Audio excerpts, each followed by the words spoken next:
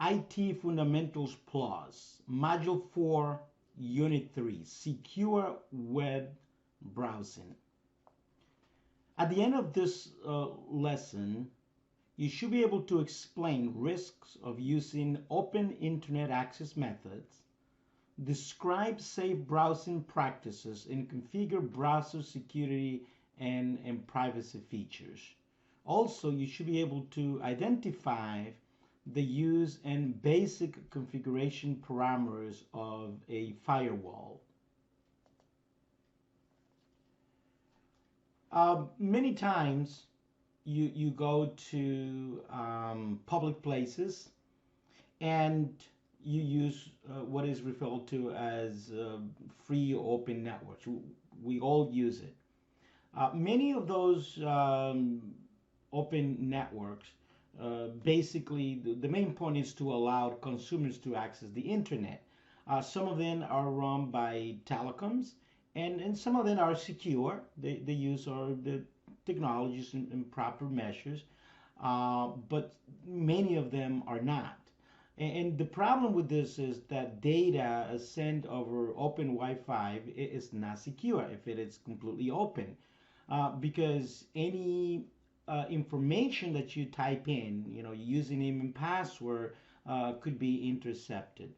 Email password details, may be transmitted. So let's say that you go to the mall and you connect to the internet and you want to log in with to Facebook or Instagram, or you just remember that you need to make a payment on your bank, and so all that information could actually be intercepted and captured. Email and web services must be protected by SSL connections. Most, like today, instead of SSL, TLS. We have seen a little bit of this in previous units, but we will demonstrate what a certificate look like. And you probably have heard that when you are on a site where you need to put in personal information, look for the SSS after the HTTP. And so we'll talk a lot more about that and put that into practice. Now, the public of the concept of a public access workstation to allow internet access. So this is very common. Okay, almost any libraries, internet cafes, the mall, Starbucks, and the like, they have this open internet. You have to be aware that. First of all, those workstations could be infected with malware. So if you use a computer, I would, would not use a public computer unless it is extremely necessary.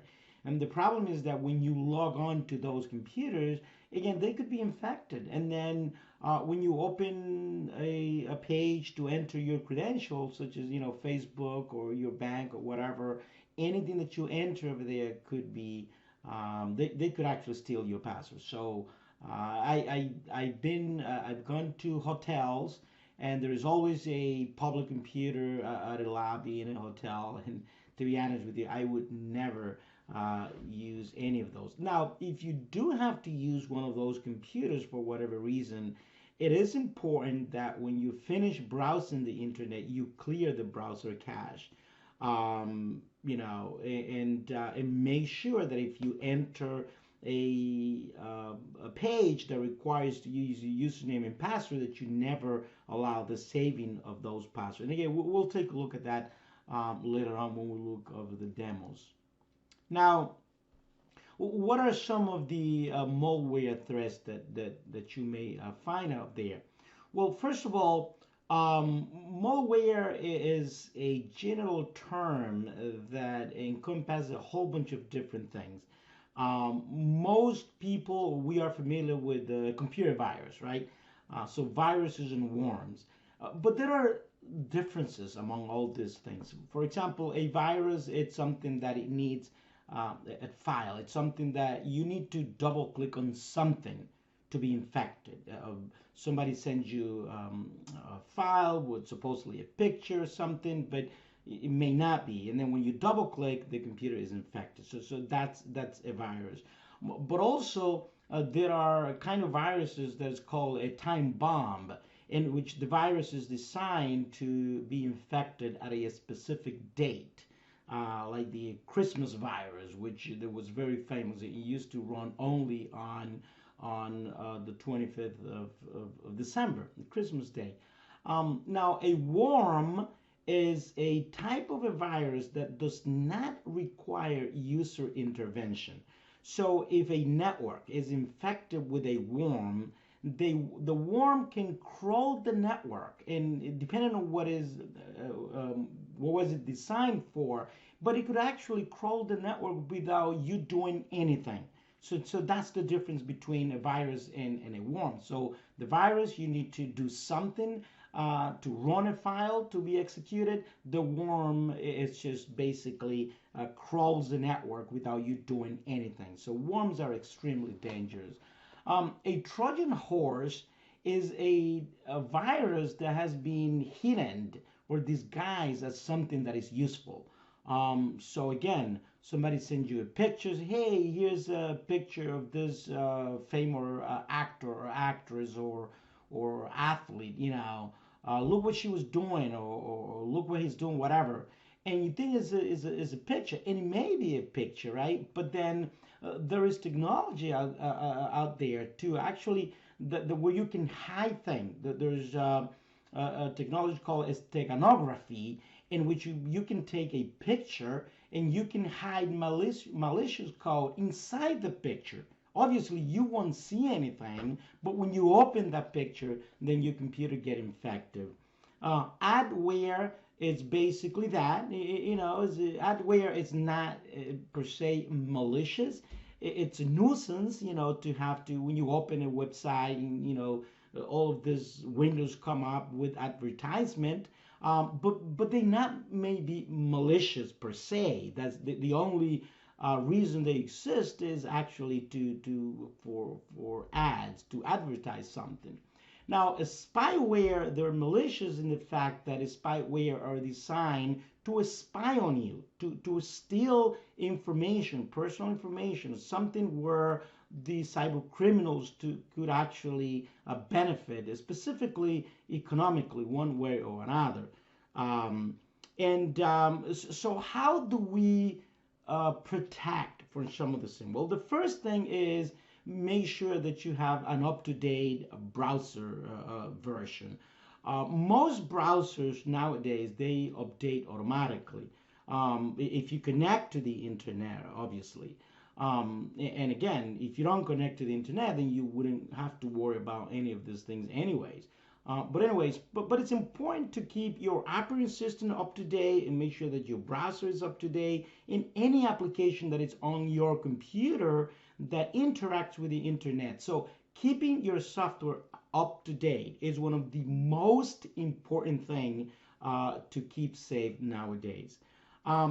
So again, install the security patches when they are released. So Windows 10, it's very good at installing updates. Basically, if you have a Windows 10 computer, it's constantly checked for updates, but sometimes it will ask you. And like if you don't ever reboot your computer, you may have tons of updates that you have not installed. And we're going to take a look at that during the demo. But again, so making sure that your operating system is up to date, it's one of the most important things that you can do. So what we have here on the screen is a malware called Sub 7. And basically what this is some kind of a very malicious piece of software that once in your computer, the hacker has tons of weapons to, they could change ports, they could set a password, they could create an account, they could remove passwords from accounts, they can create a remote server, you name it. It's a very dangerous piece of software, and it's hidden. So basically, a lot of stuff is happening in your computer, but you're not even aware of what's going on. Okay, so what are some of the symptoms, right, by a spyware and adware?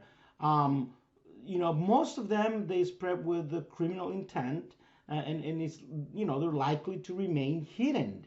And one of the first things that they do, they try to disable your antivirus software. Okay, so pop-up windows, new browser toolbars, the change of the search provider. Sometimes you click on, you type in, click on a link that you think is something, and it may be redirected to someone else. So like some kind of DNS hijacking. So remember, we talked about DNS in a previous unit, and how DNS is what allows you to uh, go to a name like a fully qualified domain name like google.com instead of an IP address. Well, if your DNS is hijacked, then you type google.com, it may take you to a page completely different that there's not Google. Some of the common things that they're doing lately is what is called fake antivirus. And basically, if you go to one of these wrong sites, a Windows will pop up on the screen and it will tell you that you have a virus, that your computer is infected, and that to basically to fix your computer, you need to use this antivirus software. And once you do that, then you're gonna be in trouble. So if that thing comes into your screen, immediately disconnect the computer, turn it off. So if you suspect anything, that something is not right in your computer, disconnect the cable network. If you are in wireless, disable the wireless. Now, because all of this sometimes takes time and you may not know how to do it, then just unplug the cable, period. Okay? And then when you unplug the cable, then you can turn it on again, or maybe run an antivirus software from like a bootable CD or something like that. We'll talk more about that in the demos. But again, be careful with those, especially those fake antivirus. They're very dangerous. Okay. Um, well, choosing a compatible browser. To be honest with you, the three main browsers are the Microsoft. Well, Microsoft has either Internet Explorer or Microsoft Edge and Windows 10, and then we have Google Chrome and Firefox. Those are the basic, the most used browser. It is important to know that some applications are designed for specific browsers, or in other words, some applications, some sites work better with some specific versions. So nowadays, it is almost imperative to have at least two different browsers. So I usually have, obviously, if you have Windows, Internet Explorer and Microsoft Edge comes with the operating system already, but I am a big Chrome user. So as soon as I install my OS, then I also install Google Chrome, and that's basically the ones that I use the most. But sometimes, especially within a corporate environment, there may be some intranet web applications, and those applications do not work with, let's say, with Chrome, but they would work with Microsoft. So in a corporate environment, most of the stuff is made to work with Microsoft because they are a Microsoft company. That's what they use software. In other words, they use Microsoft software, and it's easy for the developer to make it that it works fine with Edge or Internet Explorer. But people like to use Chrome, and then sometimes they have to go back to Internet Explorer for something internally to work properly. Some pages display what is called active content types. And active content types is, let's say, for example, you watching a baseball game and you want to see the score on real time. Just to give you a simple example, well, the website would do something underneath it. So some kind of a scripting or some kind of add-ons, or there's also a Flash. It's able to, produce this kind of content. Or Microsoft has something called Silverlight. Java, it's a very popular add-on that is used to manage a number of things, number of devices. So a lot of tools that are, web-based tools actually required some of this, or in order to work properly. So you may have to install that. And then when it comes to the scripting. So again, scripting means that the server has to do something underneath it, or the client has to do something in order for the page to work. That's why we have server-side versus client-side scripting. And on the server-side scripting basically means that the server needs to do something for the web page to work. In that case, there's nothing you can do about it because everything is handled on the website that you are trying to access, right? Client-side scripting basically means that the client, your client, your browser will do the scripting underneath it, and that you can control. So sometimes you can disable this scripting functionality, sometimes you cannot. Most websites depend heavily on the client-side scripting. Now, some browsers don't support disabling the scripting, so sometimes you can or you cannot do it. You may use a script blocker that may be available, in order to actually do that. So Chrome's come with extensions that you can install to kind of help with this kind of thing. Again, we're going to take a look at that in one of our labs. Also, you can install a whole bunch. An add-on is a little tool, it's a little piece of software that adds functionality to a program. In this case, we're talking about a web browser. So in Chrome and Firefox and in Microsoft Edge, you can install this add-on, these extensions or plugins or themes or whatever. And basically, what they do is that they give functionality to, they give all the features that by itself the web browser doesn't have it. Or the web browser maybe have something, but you install an extension that it's better than what the web browser comes with, for example. That kind of stuff. Like let's say you install an add-on for Google Maps, basically meaning that if you are in the browser, you click on this little add-on and it just tells you, where you are, your location, that kind of stuff. So that's what the add-on it's all about, or that's one of the uses. Now, what are cookies, right?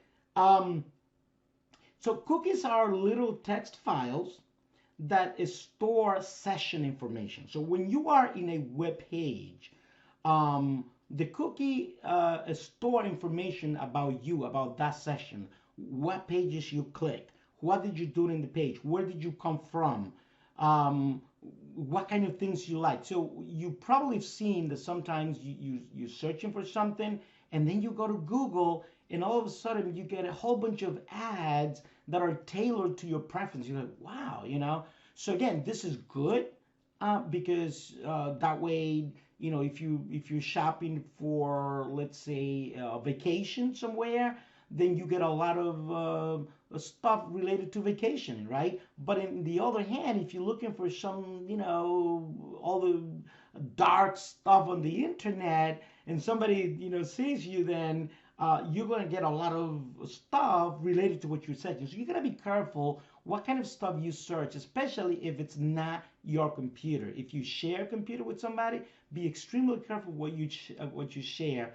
There are ways to do this a little bit safely. We'll talk about that, but basically that's what the cookies are. And again, so this also, if you put, what's called PII, or the personally identifiable information, is stuff like your home address, your phone number, your email address, even your social security. If you type that into some web page, that could be dangerous. When it comes to cookies, there is like what is called the primary cookies, if you want to call it, and the third-party cookies. So the primary cookies are the cookies of the website that you're visiting. A third-party cookie then is a cookie that is injected from a website that is not even related to that. Maybe you click on a link and, so that kind of stuff. So that's the difference between the type of cookie. And again, there's a lot of privacy and security issues, okay? Because the thing is, what kind of information is the site captured? You don't know whether the site is actually storing your personal information and even your password. There could be a malicious site over there that when you type your username and password, they actually see what those passwords are and they can steal them, okay? Cookies can be used to track browsing history. We just talked about that. So basically, just by looking at the cookies of a computer, when there is a crime and there is a forensic investigation of a computer, this is one of the main areas that the authorities will check is the browser history. Where did this person go? What pages did he go to? Where did he? How was he redirected to those places? Right? Um, and again, so be extremely careful with that kind of stuff. Some cookies may not expire correctly, basically mean that that information will be stored on those websites forever. The site designer, should use encrypted cookies to mitigate those issues. But the problem is that there's a lot of bad coding out there. You don't know what the owner of the site is doing, and a lot of malicious people, of course, they won't encrypt those cookies, right? In Internet Explorer, if you go to, for example, privacy, and then you go to advanced, there's a number of things you can do over here, and here it's you can decide whether you want to accept or whether you want to block or you want to have a prompt come up, saying, hey, do you accept it? The problem with this is that a lot of websites would not even allow you to disable this cookie. So if you block cookies, you won't be able to navigate well the internet. A lot of pages won't even let you just visit them. So whoever creates a page says, well, if you want to visit my page, you want to let me, I have to collect cookies. Otherwise, you're not going to visit my web page. So basically, we're stuck with there's nothing we can do about it. But if you're very cautious, maybe you want to click on prompt, but then you're going to be clicking on Windows all the time to allow that. So by default, it's basically cookies, you have to accept them. You just got to be very careful the web pages that you visit. That's basically, this is Chrome, and this is basically how, if you go to the settings in Chrome, we'll see that on the demos. You go to privacy and settings, and then basically here you can turn off not allow cookies, but again, so you can block certain sites, and that kind of stuff. So we'll take a look at that later on. Now, when it comes to pop-up windows, any window that a site creates. So any window that a site that comes up. So sometimes the pop-ups are legitimate. Maybe you are filling out a form or something like that, but others are not. They may be generated from a script or by clicking a link, something that's underneath that website. There's another technology called the cascading style sheets or CSS. Again, these are stuff that whoever builds those websites, the developer, that's what they use. Spawning pop-ups indicates malware infection. And again, sometimes you go to a website, the pop-up comes in, and they just come on and on and on repeatedly, and you can't do anything about that. So if you suspect something's going on, again, disconnect, turn off your computer until you figure out what's going on, and you figure out how to clean the computer. So how do we control cookies and pop-ups? Again, most of the websites, yes, you can control certain things. Some websites will not allow you to block them, and that kind of stuff. This is a screenshot from Firefox. And again, every browser has a way of doing that. It's very simple. If you want to learn how to do this, you can say, go to YouTube or Google and goes like, how to disable cookies in Chrome. And they're going to give you the details on how to do that. So, so browser settings and whether to accept the cookies or not. We just saw that over there. We talked about the first versus the third-party cookies. Most of the newer browsers, Internet Explorer, Chrome, and so they have built-in pop-up blockers. Where basically, if a pop-up comes on, it will be blocked automatically. So they're very good with that stuff. But again, if you are working with a legitimate company and you are in a form, sometimes you need to allow this pop-up in order to work. And also, you can go to Chrome in any of those browsers, and you can install an extension, which is like an ad blocking add-on. So if you go to Google and you say, ad blocking add-on for Chrome, you're gonna get a whole bunch of good ones that will block those sites. So just be careful what you do, because you may hamper productivity by installing all these security features. So there has to be a balance between productivity and security. If the system is extremely secure, you may not be able to do anything, and then there's no point. All right. So disabling autofill, including browser cache, are two very important tasks that you can do when you are browsing your web. Because remember, browser records history of pages that you visit. Okay, so when you, especially when you use a computer that is to be shared by other people, you always must clear that browser cache. If it's your own computer at home and you are the only one that use that computer, and you have a secure password and you update your operating system and everything, so personally, I don't clear my cache, because every time I go to the website, it's a website. First of all, I am very careful the web pages that I visit, right? So websites, they can store passwords, but I use a lot of sites that require password. I don't want to be entering a password every time I go. So I have a computer that is just for safe browsing, and then I have other virtual computers where I do practice and stuff like that, and I'm like, I don't care much about security. But again, especially when you share a computer with somebody, you got to be extremely careful. Information should be protected by your OS and account credentials. Make sure that you have a strong password, and make sure your OS is up to date. So again, when you can delete any using browser settings. People can delete that kind of stuff. So in Google Chrome, you use you can use either private browsing or an Internet Explorer, incognito mode in both Firefox and Chrome.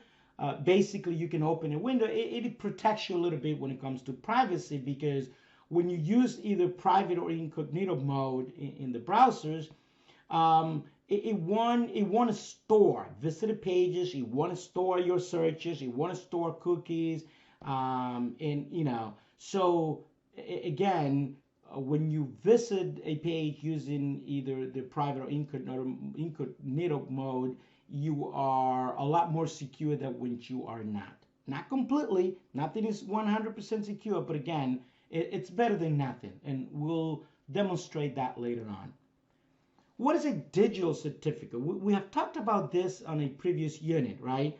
A digital certificate basically proves the identity of the servers and enables encryption. So when a company wants to go public online, any of those companies like Amazon.com, Google.com, Microsoft, they have to install digital certificates. So there are companies out there that basically are what is called a CA, or a certificate authority, that basically those companies, Amazon have to prove to those companies that they are actually Amazon, that it's not somebody else claiming to be Amazon, right? And that's when you see that HTTPS in the browser. They use what is called asymmetric encryption over HTTPS, and basically is a public key. It's a digital public key provided in a digital certificate. It encrypts the message, so that when you enter your username and password and you're buying something on Amazon, for example, that information, it's a scramble. If somebody were to intercept that section, they would not be able to make sense of what's over there. The private keys are stored securely on the server. So basically, when you go to the website that uses HTTPS, there's two keys: a public key, which is the key that you have, and then the server has this private key that basically protect that message from being looked at if somebody intercept that traffic. So again, the server identity is guaranteed by the issuing certificate called the CA, Certificate Authority. And then all these things it creates what is called the public key infrastructure. Why? The public key, because the internet is a public domain, right? And then, so basically, when you're browsing the web and you're transmitting data of the internet is public. That's why you need this PKI kind of thing to basically transmit traffic over a public, the public internet. And then in the browser must trust the CA's root certificate. So there is a company called, for example, VeriSign. And VeriSign is the company that validates all the certificates. Well, the browser already knows about VeriSign, right? So there is code in the browser that when you visit a web page that has been signed by VeriSign, just to give you a name, that web page is trusted. All right, and this is what it would look like, for example, on a digital certificate. If you see a red X or something like that, so basically that's saying when you go to www.amazon.com, that is a legitimate company. And now, again, I mentioned this in a previous unit.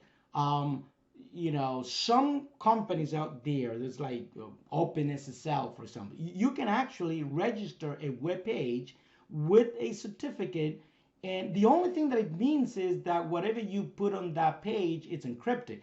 But that doesn't mean that it's not a malicious page, because a bad guy could actually register a web page for malicious purposes having a certificate on it. And again, so we'll expand on this on the security units.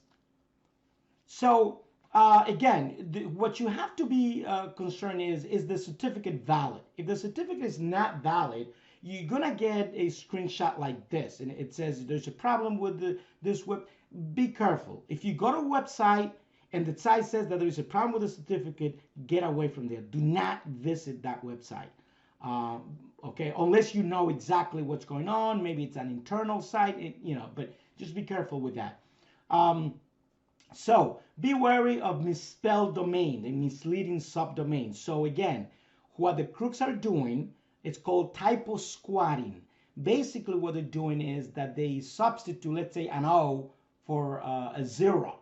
So instead of Amazon.com, the O, they just use a 0, and then they register that. Or they put 2 M's, Amazon with 2 M's or 2 N's, whatever. Who's looking at that, right? Especially when you are on a mobile phone. When you are on a mobile phone, you don't actually see the domain name. So it's very dangerous nowadays, because almost any site, any crew could basically create a fake site that looks like a legitimate site, and they could basically steal your data. Look at the little padlock icon. We talked about that. I mean, it's better than nothing. That doesn't mean that because it has an icon over there, meaning that it has SSL, that is completely secure. But again, it's better than nothing. Green certificate indicates extended validation. Basically means, so if you look at the green thing over here, it basically means that the certificate is valid, but this one basically means that it's not valid. So again, only proceed if you can guarantee that the site is valid by other means. If you're not sure, then don't visit that site. What is a firewall? So a firewall is a networking device. It could be either hardware or software. And basically what it does, the main function of a firewall is to block incoming and outgoing traffic. So you can block traffic. And so what that means is that any packet could be filtered out. So basically the main purpose of a firewall is to kind of filter out the bad stuff and just let pass the good stuff. But the big question is, how do you know what is good and what is bad sometimes? But anyway, this is what network administrators work with. When it comes to firewalls, there are different types. One type is called the packet filtering, and basically what it is, it's it filters based on IP addresses. So you can put IP addresses in a blacklist and basically say anything that comes from this IP address will not access this content. On the other hand, you can create a whitelist and you say, well, yes, I know this IP address, even though it's not recognized, this is a good thing. And again, this happens a lot in a corporate network. A stateful inspection analyzes the connections and possibly the application layer information. So different technologies, do not worry too much about this. Is an advanced concept, so we'll talk a lot more about this in the networking units. Firewall appliances, again, so it could be a hardware appliance or it could be just a software which is installed in the OS. Like for example, Windows come with a little software called the Windows Firewall that actually block a lot of bad traffic, and we'll see that in the demos. A network firewall versus a host. So network basis basically means that it protects the whole network. Like it's basically installed on the router or near the router. A host firewall basically means that it's installed on your computer. So Windows Firewall is a host-based firewall. It protects that specific computer, that host. A firewall, network firewall, will protect the entire network. All right. We'll take a look at how to configure the Windows Firewall in Windows later on. But basically, these are some of the screenshots. But again, it's better to take a look at this when we talk about this, and we'll look at that during the demos. Okay. All right. What is a proxy? So in most company, you don't go to the internet directly. You go to another server within the company or another device that does what is called, a number of things. And one of the things could be inspecting the traffic. This is called a proxy. So enterprises use what's called a border network of firewalls to monitor all incoming, outgoing traffic. Network firewalls might be implemented as a proxy server. Client browser must connect to the proxy. So this is something that you must configure manually. It could be done by the network people automatically, but most of the time you connect this manually, and then you have to configure that proxy. Some companies use web proxy, other companies do not use web proxy. We'll demo that later on. Transparent proxies work without configuration. Basically mean that you don't have to configure anything, but if it's not a transparent, then you need to manually configure that. All the proxies have to be configured in the browser settings. And again, so we'll see that later on. All right. And then with that, we have covered a lot of material in this lesson. A lot of the stuff will make more sense when we go through the demos. Again, what do we cover here? Well, we explained the risk of using open internet access methods. We described safe browsing practices and techniques and how to configure browser and security privacy features. We also identified the use and basic configuration parameters of a firewall. We talked about it, but again, we will go over the demos and show how that works. This is it for now, and in the next video, then we will continue with more stuff about networking.